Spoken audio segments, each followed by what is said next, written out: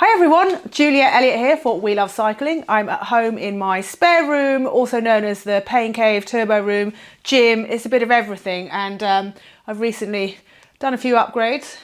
I've got some entirely unnecessary but quite good fun LED lights that circle through a series of colours when I'm training. I've got remote controlled fans. It's just a kind of remote control switch that you put into your plug socket, and then you can turn your fans on and off when you're training, so you don't have to freeze during a warm-up with the fan on or jump off and turn it on midway through. So that's quite cool. As I do quite a lot of turbo training, not just in winter but in summer too, I do like to mix things up a bit. So today I'm going to be setting up my rollers, and I'll take you through how to do that, how to get started riding rollers, why you might want to ride them, and give you some things to work on. So let's get started. There is more than one type of bike roller, but a lot of them look a bit like this. So you've got three different drums, two of them are connected by this cable which adds tension, and you can adjust the length of them to suit the length of your bike. So when it's set up correctly, you want your front wheel on here and the rear axles just slightly behind the drum, and then you want your rear wheel cradled in between these two. So I haven't ridden these for a while. I'm getting them set up for my bike. Is that about right?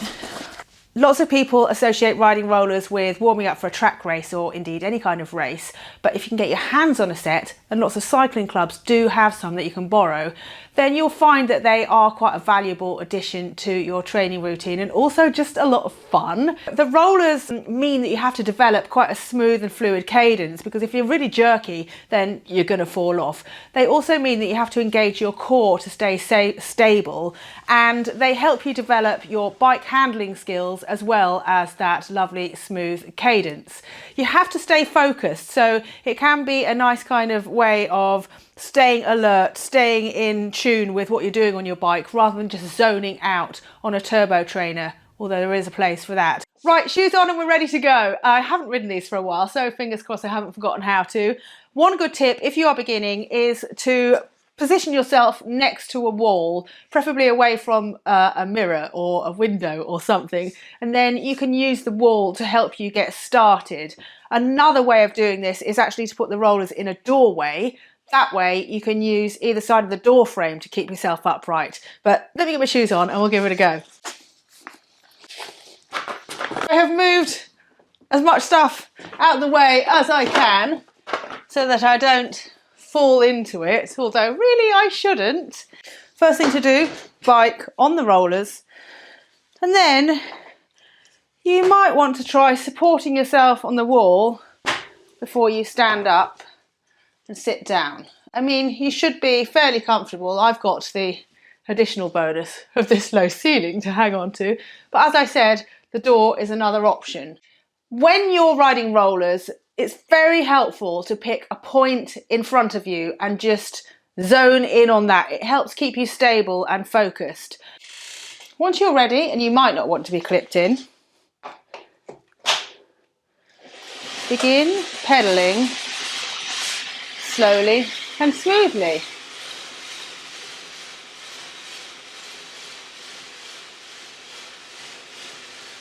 You really want to focus on driving the weight down through your saddle rather than leaning on the bars.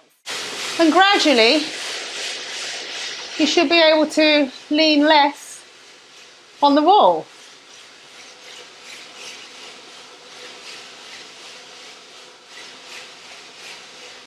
When you want to stop, slow down your cadence a little. If you need to, put your hand back on the wall and then just bring yourself to a halt. If you don't want to use the wall, clip out. I just clip out my left foot and then, ooh, it clips itself in again. Just stop and get off. So that's the first step to riding rollers, just getting comfortable, gradually removing your hand from the wall or door frame or ceiling or whatever you're using to support yourself. And then you can move on to trying some other skills to keep things interesting. The first step would probably be to work on your cadence drills. So you want to see how fast you can spin without bouncing all over the place and ultimately, well, falling off. Maybe it isn't such a good idea to do that right next to my squat rack.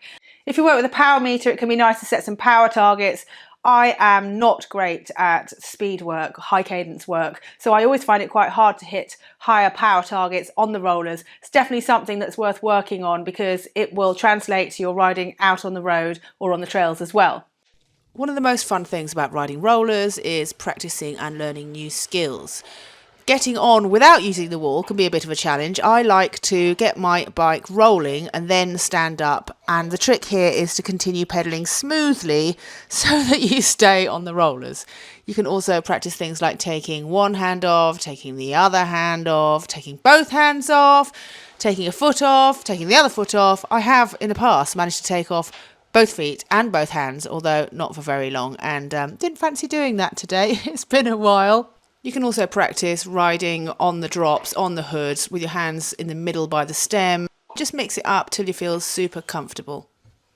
So there you go, a first look into riding rollers. It's a fun thing to do, although it can be deceptively tough. I would suggest that you start with doing 10 or 15 minutes because you tend not to be able to do much freewheeling on rollers. So that can be quite an intense workout in itself if you've got to concentrate on staying upright, staying focused.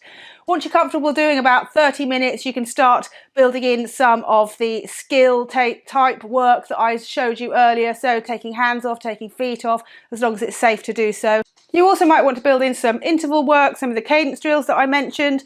A good one to start with is say 30 seconds at 100 RPM, then 30 seconds at 110 RPM, and then 30 seconds at 115 RPM. Recover for a few minutes and repeat. If you can get your cadence higher and your cadence smoother, then you are onto a winner.